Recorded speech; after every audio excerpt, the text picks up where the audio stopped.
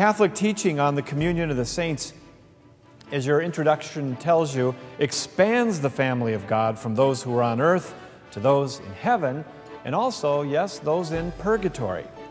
But sadly, many Christians today are not aware of just how big their Christian family is. Nor are they aware of what it means to be in communion with others.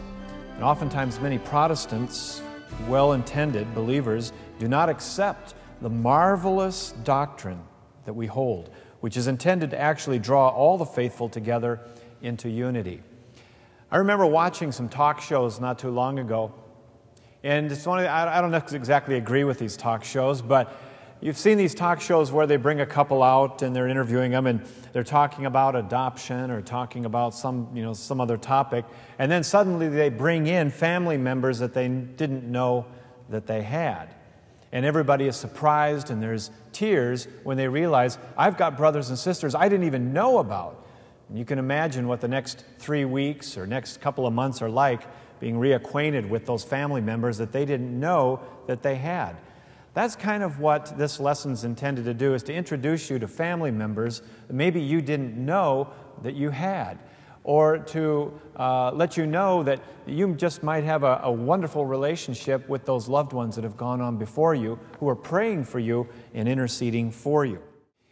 In your notes, I made the note that heaven and earth meet in communion. According to the Catechism, when we speak of the church, we are speaking of 3 states of the church. You have family here on earth, brothers and sisters in Christ. You can see them, you can touch them, you can talk to them, you can give them instant messages and so forth. There's a lot of communication.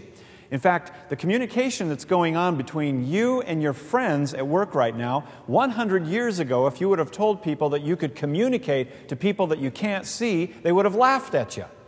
They would have said, that's crazy. Nothing has never been, you couldn't do that in a million years. Yet we're communicating with each other here on earth. And then it goes on and we find out that not only do we have pilgrims here on earth, but we have some who have died and are being purified in purgatory. And they're in that place where they go for purification, purgation, where the sin is dealt with in their life and the effects of sin, waiting to go to heaven. Those who are in purgatory are on their way to heaven. And then third, others are with the Lord enjoying the beatific vision. What's the beatific vision? That is seeing God face to face. Wow, to see Him face to face. Well, those who are in heaven do not cease to intercede with the Father for us.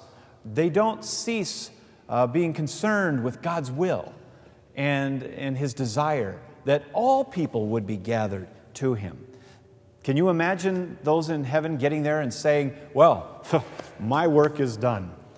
Ask someone else to do it from here. I'm just going to sit back and I'm going to relax for eternity. No, heaven isn't sitting back and relaxing for eternity. Heaven is being busy with the Father's kingdom for eternity.